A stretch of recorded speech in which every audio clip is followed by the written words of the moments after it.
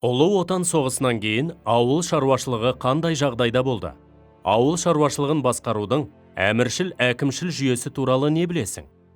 Соғыстан кейінгі жылдары Қазақстандағы демографиялық ахуал қандай болды? Осы сұрақтарға жауап берейік.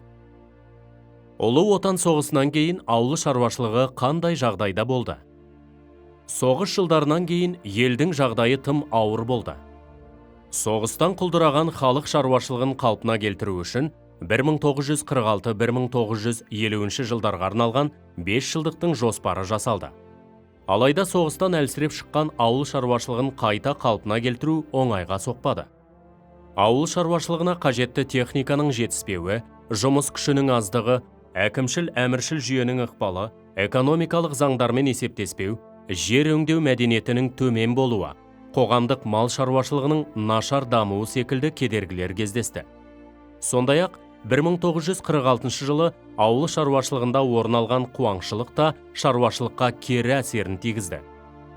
1946 жылдың 16 қыркүйегінде ауыл шаруашылығында орын алған ауыр жағдайларды жою туралы қаулы қабылданды.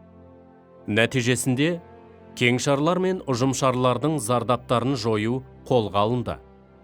Жаңа техникамен қамтамасыз ету үшін мемлекет арнайы қаражат бөлді.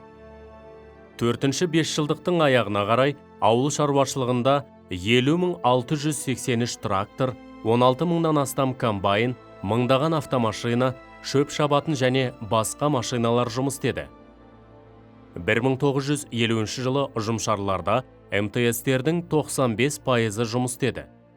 Ұсақ ұжымшарларды ірілендіру шаралары жүзеге асырылып, олардың жалпы саны 2 есеге жуық қысқарды.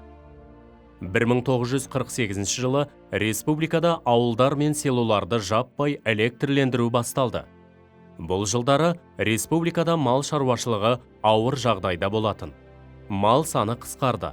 Тек қой басының тез көбеюінің арқасында мал санын 1938 жылғы деңгейге жеткізуге мүмкіндік туды. Ауыл шаруашылығын басқарудың әкімшіл-әміршіл жүйесі туралы не білесің?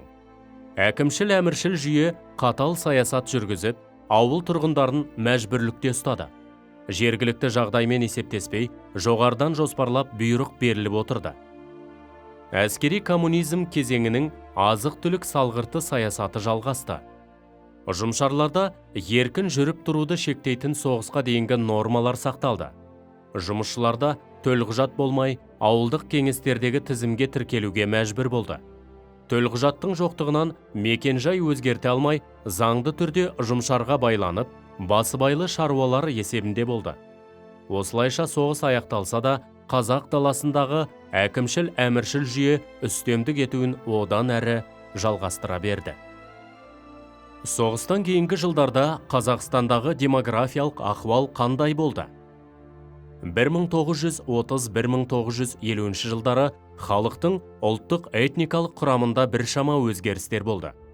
30 жылдардан бастап Қазақстандағы өзге ұлт өкілдерінің халық саны жылдам өсіп, маңызды демографиялық жағдай орыстардың үлесінің өсуі мен қазақтардың үлес салмағының кемігенін көрсетті.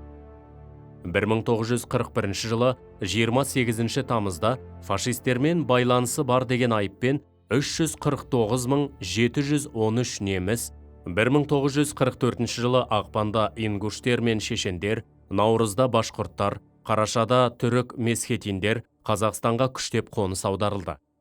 1946 жылы қазанда Қазақстанға арнайы қоныс аударушылардың саны 890.698 болды. Күштеп қоныстандыру кезінде бұл ұлттардың біразы аштық пен аурудан қаза тауып, аман қалғандары еңбек армияларында жұмыс істеді. Оларға жаңа қоныстарын тастап кетуге тыйым салынды. Бұзған адам 20 жылға дейінгі каторгалық жұмысқа жегілді.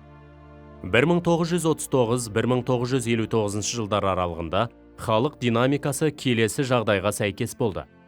Халықтың өсуі 3.210.234 адамды құрады. 1959 жылы республикадағы жалпы халық саны 9,3 миллион адам болды. Қазақтар азайып 30%, орыстар 42,7%-ды құрады. ал украиндер 8,2%, немістер 7,1%, татарлар 2,1%, өзбектер 1,5%, беларустер 1,2%, ұйғырлар 0,6%, кәрістер 0,8% және тағы басқа ұлт өкілдері 5,9% болды. 1954 жылы Қазақстан жазушыларының съезінде Михаил Шолохов соғыс уақытында менің отбасыма пана болып, қамқорлық жасаған қайырымды және ұлы қазақ халқына алғысымды білдіремін деді.